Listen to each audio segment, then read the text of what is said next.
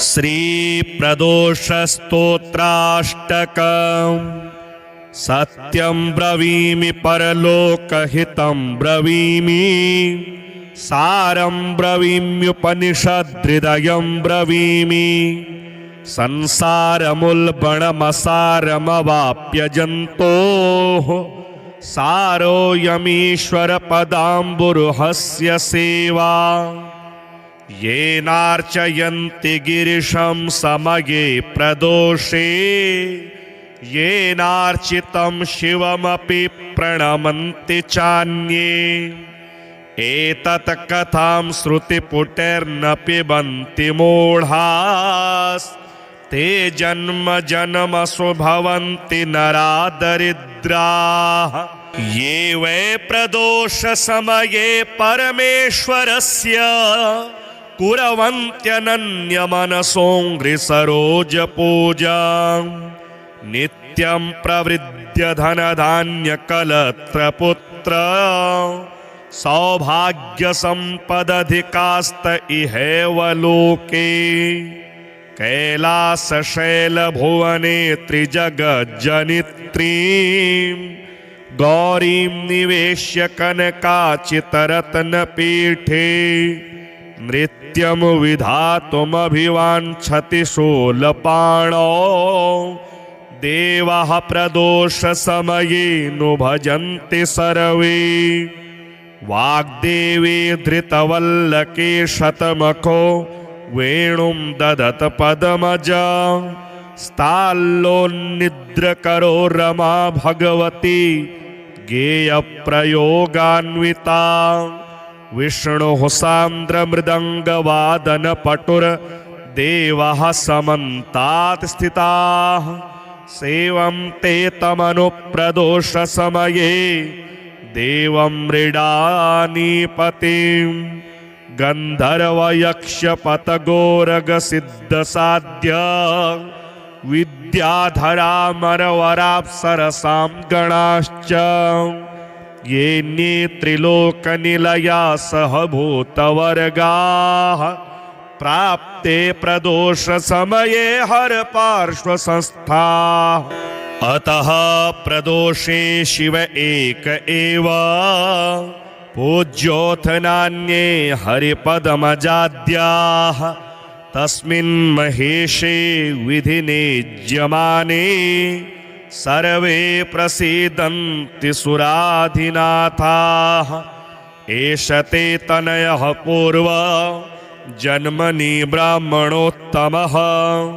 प्रतिग्रहैर्वयोनिन्ये न दानाद्यः सुकर्मभिः। अतो दारिद्र्यमापन्नः पुत्रस्ते द्विजभामिनी। तद्दोषपरिहारार्थं शरणं यातु शङ्कर। ॐ वासुदेवं हृषीकेशं, वामनं जलशायिनं, जनार्दनं हरिकृष्णं, श्रीवक्षं गरुडध्वजं, वाराहं पुण्डरीकाक्षं, नृसिंहं नरकान्तकं, अव्यक्तं शाश्वतं विष्णुं, अनन्तामजमव्ययं, नारायणं गदाध्यक्षं, गोविन्दं कीर्तिभाजनं, गोवर्धनोद्धरं देवं, भूधरं भुवनेश्वरं, वेत्तारं यज्ञपुरुषं, यज्ञेशं यज्ञवाहकं, चक्रपाणिं गदापाणिं, शङ्खपाणिं नरोत्तमं, वैकुण्ठं दुष्टदमनं, भूगर्भं पीतवाससं, त्रिविक्रमं त्रिकालज्ञं, त्रिमूर्तिं नन्दिकेश्वरं, रामं रामं हयग्रीवं, भीमं रौद्रं भवोद्भवं, श्रीपतिं श्रीधरं श्रीशं, मङ्गलं मङ्गलायुधं, दामोदरं दमोपेतं, केशवं केशिसूदनं, वरेण्यं वरदं विष्णु, आनन्दं वसुदेवजं, हिरण्यरेतसं दीप्तं, पुराणं पुरुषोत्तमं, सकलं निष्कलं शुद्धं, निर्गुणं गुणशाश्वतं, हिरण्यतनुसङ्काशं, सूर्यायुतसमप्रभां मेघश्यामं चतुर्बाहुं कुशलं कमलेक्षणं ज्योतिरूपमरूपं च स्वरूपं रूपसंस्थितं सर्वज्ञं सर्वरूपस्थं सर्वेशं सर्वतोमुखं ज्ञानं कूटस्थमचलं ज्ञानदं परमं प्रभुं योगीशं योगनिष्णातं योगिनं योगरूपिणम् ईश्वरं सर्वभूतानां वन्दे भूतमयं प्रभुम् इति नाम शतं दिव्यं वैष्णवं खलु पापहं व्यासेन कथितं पूर्वं सर्वपापप्रणाशनं यः पठेत् प्रातरुत्थाय स भवेद् वैष्णवो नरः सर्वपापविशुद्धात्मा विष्णुसायुज्यमाप्नुयात् चान्द्रायणसहस्राणि कन्यादानशतानि च गवां लक्षसहस्राणि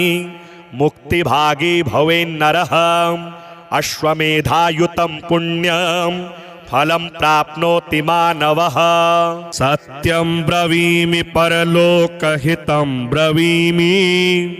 सारं ब्रवीम्युपनिषद्हृदयं ब्रवीमि संसारमुल्बणमसारमवाप्य जन्तोः सारोऽयमीश्वरपदाम्बुरुहस्य सेवा येनार्चयन्ति गिरिशं समये प्रदोषे येनार्चितं शिवमपि प्रणमन्ति चान्ये एतत् कथां श्रुतिपुटैर्न पिबन्ति मूढास् ते जन्म जन्मसु भवन्ति नरा दरिद्राः ये वै प्रदोषसमये परमेश्वरस्य कुर्वन्त्यनन्यमनसोऽङ्घ्रिसरोजपूजां नित्यं प्रवृद्य धनधान्यकलत्रपुत्र सौभाग्यसम्पदधिकास्त इहैव लोके कैलासशैलभुवने त्रिजगज्जनित्रीं गौरीं निवेश्य कनकाचितरत्नपीठे नृत्यं विधातुमभिवाञ्छति शूलपाणौ देवः प्रदोषसमये नु भजन्ति सर्वे वाग्देवी धृतवल्लके शतमखो वेणुं ददत पदमजा स्ताल्लोन्निद्रकरो रमा भगवती गेयप्रयोगान्विता विष्णुः सान्द्रमृदङ्गवादनपटुर्देवः समन्तात् स्थिताः सेवन्ते तमनुप्रदोषसमये देवं मृडानीपतिं गन्धर्वयक्षपतगोरगसिद्धसाध्य विद्याधरामरवराप्सरसां गणाश्च येऽन्ये त्रिलोकनिलया सह भूतवर्गाः प्राप्ते प्रदोषसमये हरपार्श्वसंस्थाः अतः प्रदोषे शिव एक एव पूज्योऽथ नान्ये हरिपदमजाद्याः तस्मिन् महेशे विधिनेज्यमाने सर्वे प्रसीदन्ति सुराधिनाथाः एष ते तनयः पूर्व जन्मनि ब्राह्मणोत्तमः प्रतिग्रहैर्वयोनिन्ये न दानाद्यः सुकर्मभिः अतो दारिद्र्यमापन्नः पुत्रस्ते द्विजभामिनी तद्दोषपरिहारार्थं शरणां यातु शङ्कर ॐ वासुदेवं हृषीकेशं वामनं जलशायिनं जनार्दनं हरिकृष्णं श्रीवक्षं गरुडध्वजं वाराहं पुण्डरीकाक्षं नृसिंहं नरकान्तकम् अव्यक्तं शाश्वतं विष्णुम् अनन्तामजमव्ययम् नारायणं गदाध्यक्षं गोविन्दं कीर्तिभाजनं गोवर्धनोद्धरं देवं भूधरं भुवनेश्वरं वेत्तारं यज्ञपुरुषं यज्ञेशं यज्ञवाहकं चक्रपाणिं गदापाणिं शङ्खपाणिं नरोत्तमं वैकुण्ठं दुष्टदमनं भूगर्भं पीतवाससं त्रिविक्रमं त्रिकालज्ञं त्रिमूर्तिं नन्दिकेश्वरं रामं रामं हयग्रीवं भीमं रौद्रं भवोद्भवं श्रीपतिं श्रीधरं श्रीशं मङ्गलं मङ्गलायुधं दामोदरं दमोपेतं केशवं केशिसूदनं वरेण्यं वरदं विष्णु आनन्दं वसुदेवजं हिरण्यरेतसं दीप्तं पुराणं पुरुषोत्तमं सकलं निष्कलं शुद्धं निर्गुणं गुणशाश्वतं हिरण्यतनुसङ्काशं सूर्यायुतसमप्रभं मेघश्यामं चतुर्बाहुं कुशलं कमलेक्षणं ज्योतिरूपमरूपं च स्वरूपं रूपसंस्थितं सर्वज्ञं सर्वरूपस्थं सर्वेशं सर्वतोमुखं ज्ञानं कूटस्थमचलं ज्ञानदं परमं प्रभुं योगीशं योगनिष्णातं योगिनं योगरूपिणम् ईश्वरं सर्वभूतानां वन्दे भूतमयं प्रभुम् इति नाम शतं दिव्यं वैष्णवं खलु पापहं व्यासेन कथितं पूर्वं सर्वपापप्रणाशनं यः पठेत् प्रातरुत्थाय स भवेद् वैष्णवो नरः सर्वपापविशुद्धात्मा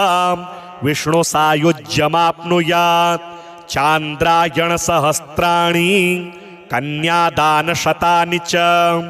गवां लक्षसहस्राणि मुक्तिभागी भवेन्नरः अश्वमेधायुतं पुण्यं फलं प्राप्नोति मानवः सत्यं ब्रवीमि परलोकहितं ब्रवीमि सारं ब्रवीम्युपनिषद्हृदयं ब्रवीमि संसारमुल्बणमसारमवाप्य जन्तोः सारोऽयमीश्वरपदाम्बुरुहस्य सेवा येनार्चयन्ति गिरिशं समये प्रदोषे येनार्चितं शिवमपि प्रणमन्ति चान्ये एतत् कथां श्रुतिपुटैर्न पिबन्ति मूढास् ते जन्म जन्मसु भवन्ति नरा दरिद्राः ये वै प्रदोष समये परमेश्वरस्य कुर्वन्त्यनन्यमनसोऽङ्घ्रिसरोजपूजां नित्यं प्रवृद्य धनधान्यकलत्रपुत्र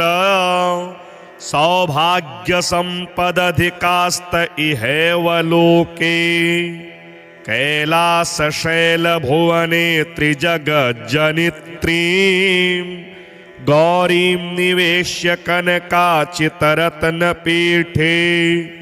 नृत्यं विधातुमभिवाञ्छति शूलपाणौ देवः प्रदोषसमये नु भजन्ति सर्वे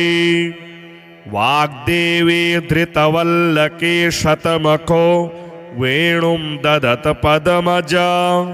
स्ताल्लोन्निद्रकरो रमा भगवती गेयप्रयोगान्विता विष्णुः सान्द्रमृदङ्गवादनपटुर्देवः समन्तात् स्थिताः सेवन्ते तमनुप्रदोषसमये देवं मृडानीपतिं गन्धर्वयक्षपतगोरगसिद्धसाध्य विद्याधरामरवराप्सरसां गणाश्च येऽन्ये त्रिलोकनिलया सह भूतवर्गाः प्राप्ते प्रदोषसमये हरपार्श्वसंस्थाः अतः प्रदोषे शिव एक एव पूज्योऽथ नान्ये हरिपदमजाद्याः तस्मिन् महेशे विधिने ज्यमाने सर्वे प्रसीदन्ति सुराधिनाथाः एष ते तनयः पूर्व जन्मनि ब्राह्मणोत्तमः प्रतिग्रहैर्वयोनिन्ये न दानाद्यः सुकर्मभिः अतो दारिद्र्यमापन्नः पुत्रस्ते द्विजभामिनी तद्दोषपरिहारार्थं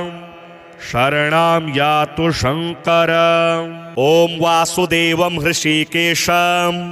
वामनं जलशायिनं जनार्दनं हरिकृष्णं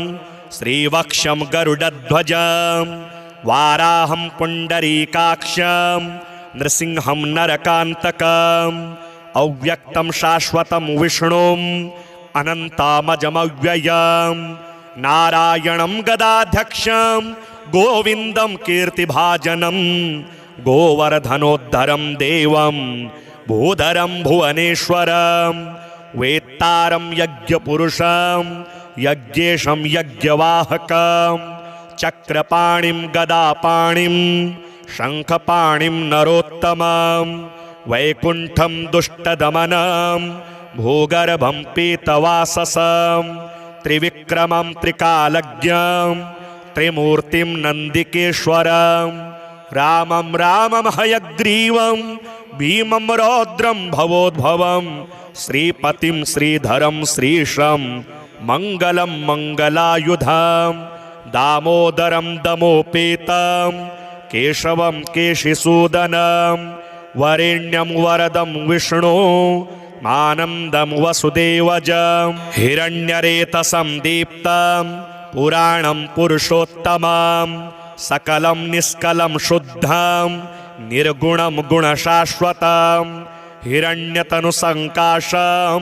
सूर्यायुतसमप्रभं मेघश्यामं चतुर्बाहुं कुशलं कमलेक्षणं ज्योतिरूपमरूपं च स्वरूपं रूपसंस्थितं सर्वज्ञं सर्वरूपस्थं सर्वेशं सर्वतोमुखं ज्ञानं कूटस्थमचलं ज्ञानदं परमं प्रभुं योगीशं योगनिष्णातं योगिनं योगरूपिणम् ईश्वरं सर्वभूतानां वन्दे भूतमयं प्रभुम् इति नाम शतं दिव्यं वैष्णवं खलु पापहं व्यासेन कथितं पूर्वं सर्वपापप्रणाशनं यः पठेत् प्रातरुत्थाय स भवेद् वैष्णवो नरः सर्वपापविशुद्धात्मा विष्णुसायुज्यमाप्नुयात् चान्द्रायणसहस्राणि कन्यादानशतानि च गवां लक्षसहस्राणि मुक्तिभागी भवेन्नरः अश्वमेधायुतं पुण्यं फलं प्राप्नोति मानवः। सत्यं ब्रवीमि परलोकहितं ब्रवीमि सारं ब्रवीम्युपनिषद्हृदयं ब्रवीमि संसारमुल्बणमसारमवाप्य जन्तोः सारोऽयमीश्वरपदाम्बुरुहस्य सेवा येनार्चयन्ति गिरिशं समये प्रदोषे येनार्चितं शिवमपि प्रणमन्ति चान्ये एतत् कथां श्रुतिपुटैर्न पिबन्ति मूढास् ते जन्म जन्मसु भवन्ति नरा दरिद्राः ये वै प्रदोष समये परमेश्वरस्य कुर्वन्त्यनन्यमनसोऽङ्घ्रिसरोजपूजां नित्यं प्रवृद्ध्य धनधान्यकलत्रपुत्र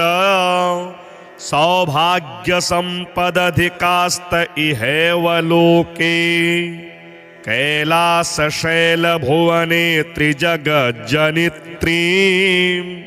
गौरीं निवेश्य कनकाचितरत्नपीठे नृत्यं विधातुमभिवाञ्छति शूलपाणौ देवाः प्रदोषसमये नु भजन्ति सर्वे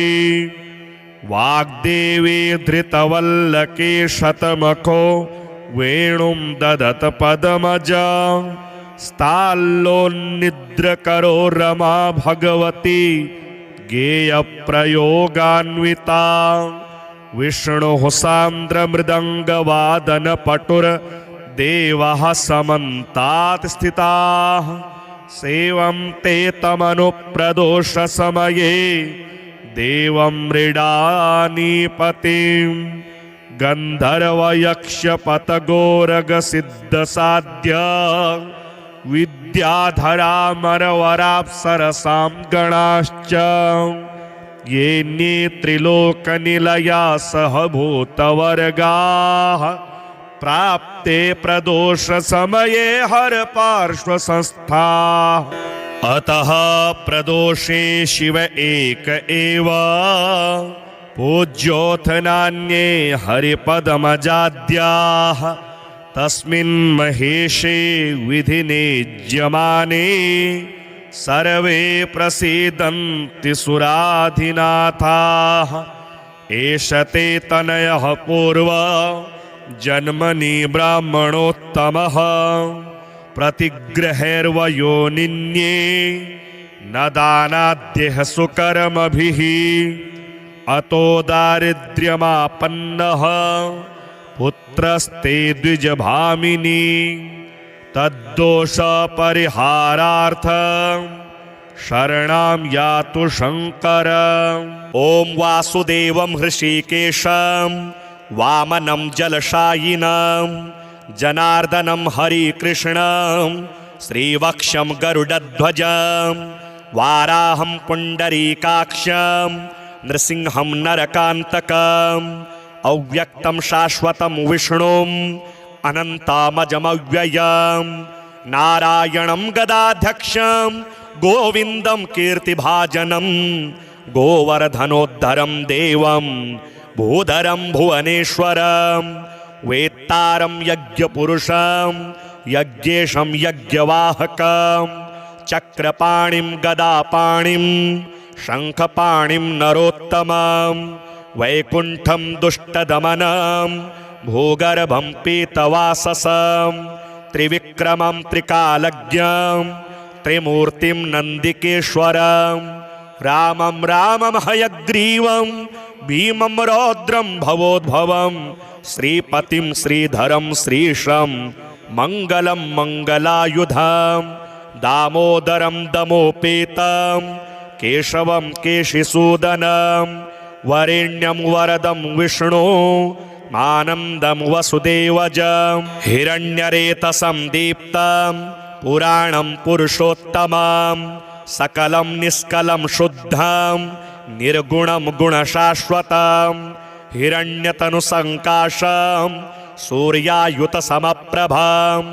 मेघश्यामं चतुर्बाहुं कुशलं कमलेक्षणं ज्योतिरूपमरूपं च स्वरूपं रूपसंस्थितं सर्वज्ञं सर्वरूपस्थं सर्वेशं सर्वतोमुखं ज्ञानं कूटस्थमचलं ज्ञानदं परमं प्रभुं योगीशं योगनिष्णातं योगिनं योगरूपिणं ईश्वरं सर्वभूतानां वन्दे भूतमयं प्रभुम् इति नाम शतं दिव्यं वैष्णवं खलु पापहं व्यासेन कथितं पूर्वं सर्वपापप्रणाशनं यः पठेत् प्रातरुत्थाय स भवेद् वैष्णवो नरः सर्वपापविशुद्धात्मा विष्णुसायुज्यमाप्नुयात् चान्द्रायणसहस्राणि कन्यादानशतानि च गवां लक्षसहस्राणि मुक्तिभागी भवेन्नरः अश्वमेधायुतं पुण्यं फलं प्राप्नोति मानवः। सत्यं ब्रवीमि परलोकहितं ब्रवीमि सारं ब्रवीम्युपनिषदृदयं ब्रवीमि संसारमुल्बणमसारमवाप्य जन्तोः सारोऽयमीश्वरपदाम्बुरुहस्य सेवा येनार्चयन्ति गिरिशं समये प्रदोषे येनार्चितं शिवमपि प्रणमन्ति चान्ये एतत् कथां श्रुतिपुटैर्न पिबन्ति मूढास्ते जन्म जन्मसु भवन्ति नरा दरिद्राः ये वै प्रदोषसमये परमेश्वरस्य कुर्वन्त्यनन्यमनसोऽङ्घ्रिसरोजपूजां नित्यं प्रवृद्ध्य धनधान्यकलत्रपुत्र सौभाग्यसम्पदधिकास्त इहैव लोके कैलासशैलभुवने त्रिजगज्जनित्रीं गौरीं निवेश्य कनकाचितरत्नपीठे नृत्यं विधातुमभिवाञ्छति शूलपाणौ देवः प्रदोषसमये नु भजन्ति सर्वे वाग्देवी धृतवल्लके शतमखो वेणुं ददत पदमजा स्ताल्लोन्निद्रकरो रमा भगवती गेयप्रयोगान्विता विष्णुः सान्द्रमृदङ्गवादनपटुर्देवः समन्तात् स्थिताः सेवन्ते तमनुप्रदोषसमये देवं मृडानीपतिं गन्धर्वयक्षपतगोरगसिद्धसाध्य विद्याधरामरवराप्सरसां गणाश्च येऽन्ये त्रिलोकनिलया सह भूतवर्गाः प्राप्ते प्रदोषसमये हरपार्श्वसंस्थाः अतः प्रदोषे शिव एक एव पूज्योऽथ नान्ये हरिपदमजाद्याः तस्मिन् महेशे विधिने ज्यमाने सर्वे प्रसीदन्ति सुराधिनाथाः एष ते तनयः पूर्व जन्मनि ब्राह्मणोत्तमः प्रतिग्रहैर्वयोनिन्ये न दानाद्यः सुकर्मभिः अतो दारिद्र्यमापन्नः पुत्रस्ते द्विजभामिनी तद्दोषपरिहारार्थं शरणां यातु शङ्कर ॐ वासुदेवं हृषीकेशं वामनं जलशायिनं जनार्दनं हरिकृष्णं श्रीवक्षं गरुडध्वजं वाराहं पुण्डरीकाक्षं नृसिंहं नरकान्तकम् अव्यक्तं शाश्वतं विष्णुम् अनन्तामजमव्ययं नारायणं गदाध्यक्षं गोविन्दं कीर्तिभाजनं गोवर्धनोद्धरं देवं भूधरं भुवनेश्वरं वेत्तारं यज्ञपुरुषं यज्ञेशं यज्ञवाहकं चक्रपाणिं गदापाणिं शङ्खपाणिं नरोत्तमं वैकुण्ठं दुष्टदमनं भूगर्भं पीतवाससं त्रिविक्रमं त्रिकालज्ञं त्रिमूर्तिं नन्दिकेश्वरं रामं रामं हयग्रीवं भीमं रौद्रं भवोद्भवं श्रीपतिं श्रीधरं श्रीशं मङ्गलं मङ्गलायुधं दामोदरं दमोपेतं केशवं केशिसूदनं वरेण्यं वरदं विष्णु आनन्दं वसुदेवजं हिरण्यरेतसं दीप्तं पुराणं पुरुषोत्तमं सकलं निष्कलं शुद्धं निर्गुणं गुणशाश्वतं हिरण्यतनुसङ्काशं सूर्यायुतसमप्रभं मेघश्यामं चतुर्बाहुं कुशलं कमलेक्षणं ज्योतिरूपमरूपं च स्वरूपम रूप संस्थितम सर्वज्ञम सर्वरूपस्थम सर्वेशम सर्वतोमुखम ज्ञानम कूटस्थमचलम ज्ञानदम परमं प्रभुं योगीशं योगनिष्णातं योगिनं योगरूपिणं ईश्वरं सर्वभूतानां वन्दे भूतमयं प्रभुं इति नाम शतं दिव्यं वैष्णवं खलु पापहं व्यासेन कथितं पूर्वं सर्वपापप्रणाशनं यः पठेत् प्रातरुत्थाय स भवेद् वैष्णवो नरः सर्वपापविशुद्धात्मा विष्णुसायुज्यमाप्नुयात् चान्द्रायणसहस्राणि कन्यादानशतानि च गवां लक्षसहस्राणि मुक्तिभागी भवेन्नरः अश्वमेधायुतं पुण्यं फलं प्राप्नोति मानवः सत्यं ब्रवीमि परलोकहितं ब्रवीमि सारं ब्रवीम्युपनिषदृदयं ब्रवीमि संसारमुल्बणमसारमवाप्य जन्तोः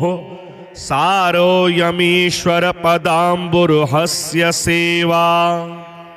येनार्चयन्ति गिरिशं समये प्रदोषे येनार्चितं शिवमपि प्रणमन्ति चान्ये एतत् कथां श्रुतिपुटैर्न पिबन्ति मूढास्ते जन्म जन्मसु भवन्ति नरा दरिद्राः ये वै प्रदोषसमये परमेश्वरस्य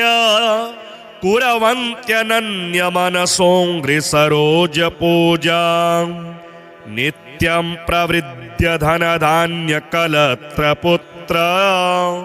सौभाग्यसम्पदधिकास्त इहैव लोके कैलासशैलभुवने त्रिजगज्जनित्रीं गौरीं निवेश्य कनकाचितरत्नपीठे नृत्यं विधातुमभिवाञ्छति शूलपाणौ देवः प्रदोषसमये नु भजन्ति सर्वे वाग्देवी धृतवल्लके शतमखो वेणुं ददत पदमजा स्ताल्लोन्निद्रकरो रमा भगवती गेयप्रयोगान्विता विष्णुः सान्द्रमृदङ्गवादनपटुर्देवः समन्तात् स्थिताः सेवन्ते तमनुप्रदोषसमये देवं मृडानीपतिं गन्धर्वयक्षपतगोरगसिद्धसाध्य विद्याधरामरवराप्सरसां गणाश्च येऽन्ये त्रिलोकनिलया सह भूतवर्गाः प्राप्ते प्रदोषसमये हरपार्श्वसंस्थाः अतः प्रदोषे शिव एक एव पूज्योऽथ नान्ये हरिपदमजाद्याः तस्मिन् महेशे विधिने ज्यमाने सर्वे प्रसीदन्ति सुराधिनाथाः एष ते तनयः पूर्व जन्मनि ब्राह्मणोत्तमः प्रतिग्रहैर्वयोनिन्ये न दानाद्यः सुकर्मभिः अतो दारिद्र्यमापन्नः पुत्रस्ते द्विजभामिनी तद्दोषपरिहारार्थं शरणां यातु शङ्कर ॐ वासुदेवं हृषीकेशं वामनं जलशायिनं जनार्दनं हरिकृष्णं श्रीवक्षं गरुडध्वजं वाराहं पुण्डरीकाक्षं नृसिंहं नरकान्तकम् अव्यक्तं शाश्वतं विष्णुम् अनन्तामजमव्ययं नारायणं गदाध्यक्षं गोविन्दं कीर्तिभाजनं गोवर्धनोद्धरं देवं भूधरं भुवनेश्वरं वेत्तारं यज्ञपुरुषं यज्ञेशं यज्ञवाहकं चक्रपाणिं गदापाणिं शङ्खपाणिं नरोत्तमं वैकुण्ठं दुष्टदमनं भूगर्भं पीतवाससं त्रिविक्रमं त्रिकालज्ञं त्रिमूर्तिं नन्दिकेश्वरं रामं रामं हयग्रीवं भीमं रौद्रं भवोद्भवं श्रीपतिं श्रीधरं श्रीशं मङ्गलं मङ्गलायुधं दामोदरं दमोपेतं केशवं केशिसूदनं वरेण्यं वरदं विष्णु आनन्दं वसुदेवजं हिरण्यरेतसं दीप्तं पुराणं पुरुषोत्तमं सकलं निष्कलं शुद्धं निर्गुणं गुणशाश्वतं हिरण्यतनुसङ्काशं सूर्यायुतसमप्रभं मेघश्यामं चतुर्बाहुं कुशलं कमलेक्षणं ज्योतिरूपमरूपं च स्वरूपं रूपसंस्थितं सर्वज्ञं सर्वरूपस्थं सर्वेशं सर्वतोमुखं ज्ञानं कूटस्थमचलं ज्ञानदं परमं प्रभुं योगीशं योगनिष्णातं योगिनं योगरूपिणम् ईश्वरं सर्वभूतानां वन्दे भूतमयं प्रभुम् इति नाम शतं दिव्यं वैष्णवं खलु पापहं व्यासेन कथितं पूर्वं सर्वपापप्रणाशनं यः पठेत् प्रातरुत्थाय स भवेद् वैष्णवो नरः सर्वपापविशुद्धात्मा विष्णुसायुज्यमाप्नुयात् चान्द्रायणसहस्राणि कन्यादानशतानि च गवां लक्षसहस्राणि मुक्तिभागी भवेन्नरः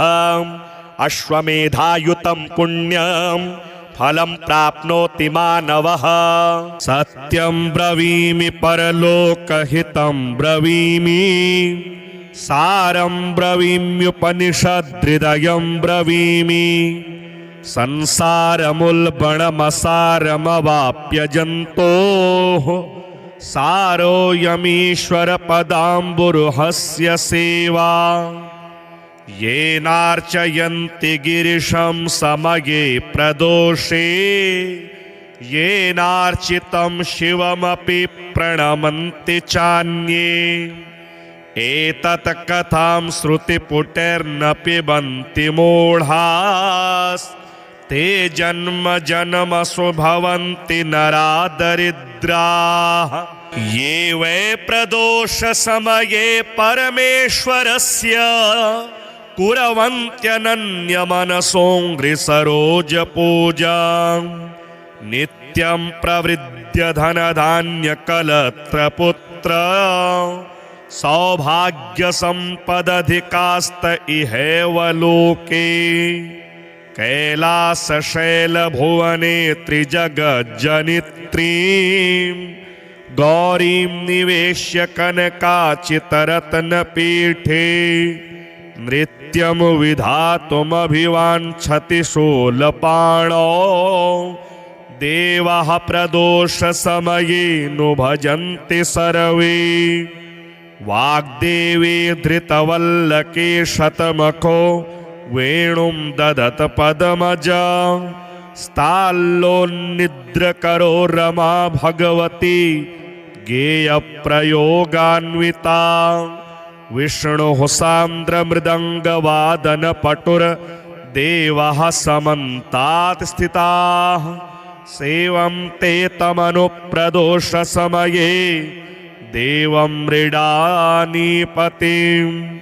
गन्धर्वयक्षपतगोरगसिद्धसाध्य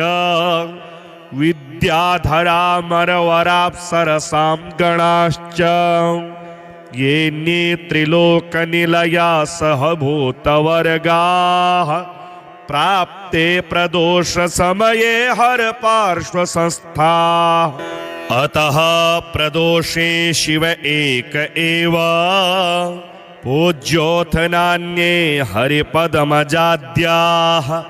तस्मिन् महेशे विधिनेज्यमाने सर्वे प्रसीदन्ति सुराधिनाथाः। एष ते तनयः पूर्व जन्मनि ब्राह्मणोत्तमः प्रतिग्रहैर्वयोनिन्ये न दानाद्यः सुकर्मभिः अतो दारिद्र्यमापन्नः पुत्रस्ते द्विजभामिनी तद्दोषपरिहारार्थं शरणं यातु शङ्कर। ॐ वासुदेवं हृषीकेशं वामनं जलशायिनं जनार्दनं हरिकृष्णं श्रीवक्षं गरुडध्वजं वाराहं पुण्डरीकाक्षं नृसिंहं नरकान्तकं अव्यक्तं शाश्वतं विष्णुं अनन्तामजमव्ययं नारायणं गदाध्यक्षं गोविन्दं कीर्तिभाजनं गोवर्धनोद्धरं देवं भूधरं भुवनेश्वरं वेत्तारं यज्ञपुरुषं यज्ञेशं यज्ञवाहकं चक्रपाणिं गदापाणिं शङ्खपाणिं नरोत्तमं वैकुण्ठं दुष्टदमनं भूगर्भं पीतवाससं त्रिविक्रमं त्रिकालज्ञं त्रिमूर्तिं नन्दिकेश्वरं रामं रामं हयग्रीवं भीमं रौद्रं भवोद्भवं श्रीपतिं श्रीधरं श्रीशं मङ्गलं मङ्गलायुधं दामोदरं दमोपेतं केशवं केशिसूदनं वरेण्यं वरदं विष्णु आनन्दं वसुदेवजं हिरण्यरेतसं दीप्तं पुराणं पुरुषोत्तमं सकलं निष्कलं शुद्धं निर्गुणं गुणशाश्वतं हिरण्यतनुसङ्काशं सूर्यायुतसमप्रभं मेघश्यामं चतुर्बाहुं कुशलं कमलेक्षणं ज्योतिरूपमरूपं च स्वरूपं रूपसंस्थितं सर्वज्ञं सर्वरूपस्थं सर्वेशं सर्वतोमुखं ज्ञानं कूटस्थमचलं ज्ञानदं परमं प्रभुं योगीशं योगनिष्णातं योगिनं योगरूपिणम् ईश्वरं सर्वभूतानां वन्दे भूतमयं प्रभुम् इति नाम शतं दिव्यं वैष्णवं खलु पापहं व्यासेन कथितं पूर्वं सर्वपापप्रणाशनं यः पठेत् प्रातरुत्थाय स भवेद् वैष्णवो नरः सर्वपापविशुद्धात्मा विष्णुसायुज्यमाप्नुयात् चान्द्रायणसहस्राणि कन्यादानशतानि च गवां लक्षसहस्राणि मुक्तिभागी भवेन्नरः अश्वमेधायुतं पुण्यं फलं प्राप्नोति मानवः। सत्यं ब्रवीमि परलोकहितं ब्रवीमि सारं ब्रवीम्युपनिषद्हृदयं ब्रवीमि संसारमुल्बणमसारमवाप्य जन्तोः सारोऽयमीश्वरपदाम्बुरुहस्य सेवा येनार्चयन्ति गिरिशं समये प्रदोषे येनार्चितं शिवमपि प्रणमन्ति चान्ये एतत् कथां श्रुतिपुटैर्न पिबन्ति मूढास्ते जन्म जन्मसु भवन्ति नरा दरिद्राः ये वै प्रदोषसमये परमेश्वरस्य कुर्वन्त्यनन्यमनसोऽङ्घ्रिसरोजपूजां नित्यं प्रवृद्य धनधान्यकलत्रपुत्र सौभाग्यसम्पदधिकास्त इहैव लोके कैलासशैलभुवने त्रिजगज्जनित्रीं गौरीं निवेश्य कनकाचितरत्नपीठे नृत्यं विधातुमभिवाञ्छति शूलपाणौ देवः प्रदोषसमये नु भजन्ति सर्वे वाग्देवी धृतवल्लके शतमखो वेणुं ददत पदमजा स्ताल्लोन्निद्रकरो रमा भगवती गेयप्रयोगान्विता विष्णुः सान्द्रमृदङ्गवादनपटुर्देवः समन्तात् स्थिताः सेवन्ते तमनुप्रदोषसमये देवं मृडानीपतिं गन्धर्वयक्षपतगोरगसिद्धसाध्य विद्याधरामरवराप्सरसां गणाश्च येऽन्ये त्रिलोकनिलया सह भूतवर्गाः प्राप्ते प्रदोषसमये हरपार्श्वसंस्थाः अतः प्रदोषे शिव एक एव पूज्योऽथ नान्ये हरिपदमजाद्याः तस्मिन् महेशे विधिनेज्यमाने सर्वे प्रसीदन्ति सुराधिनाथाः एष ते तनयः पूर्व जन्मनि ब्राह्मणोत्तमः प्रतिग्रहैर्वयोनिन्ये न दानाद्यः सुकर्मभिः अतो दारिद्र्यमापन्नः पुत्रस्ते द्विजभामिनी तद्दोषपरिहारार्थं शरणं यातु शङ्कर ॐ वासुदेवं हृषीकेशं वामनं जलशायिनं जनार्दनं हरिकृष्णं श्रीवक्षं गरुडध्वजं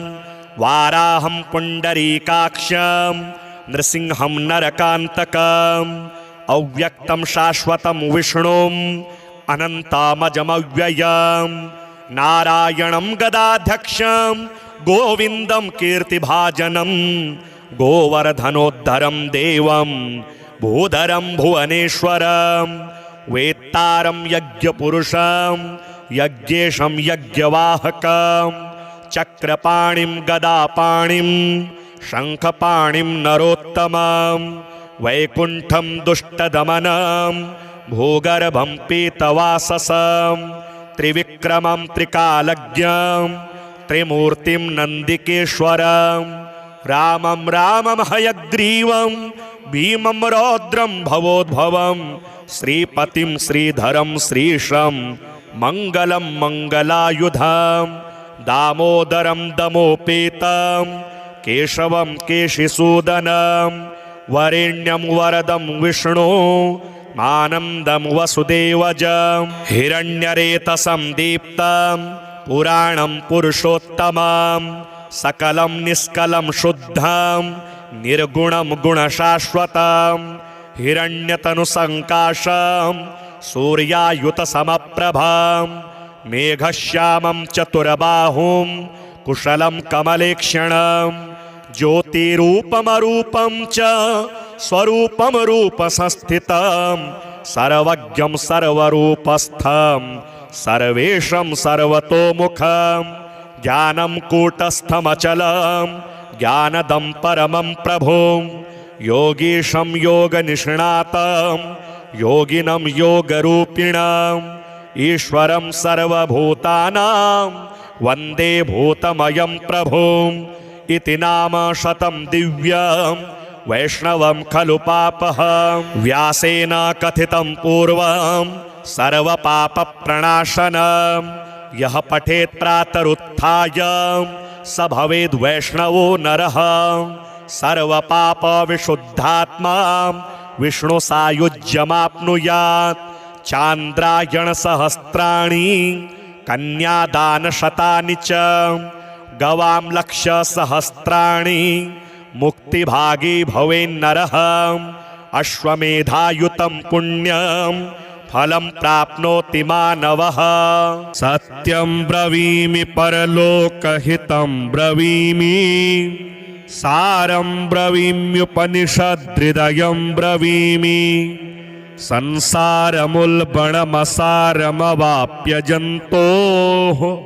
सारोऽयमीश्वरपदाम्बुरुहस्य सेवा